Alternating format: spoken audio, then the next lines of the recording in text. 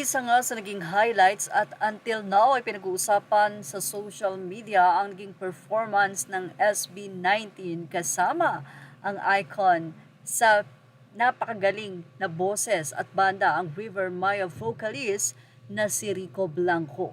Sa tarang buhay daw kasi ng marami at ilan ay hindi nila ina-expect na marunong at magaling palang magsayaw ang isang Rico Blanco. Sinabi pa ng ilan na pwedeng-pwede na raw maging SB19 number 6 itong si Rico Blanco. Napansin din ng marami na bumata daw ito at syempre naka-move on ng gusto sa sakit na naramdaman. Marami ang natuwa sa collaboration ni Rico Blanco with SB19 at kitang-kita din daw na hindi sinasapawan ng SB19 si Rico Blanco. Talaga namang nandun ang respeto. Nila, respect move ng Dungka with Rico Blanco. Anyway, nag-react nga ang mga 18 fans sa nasabi nga pong collaboration na ito na tila nabitin pa raw dahil after the stage ay nagdungka pa sila sa nasabing garahe. Well, narito po ang naging say ng mga netizen.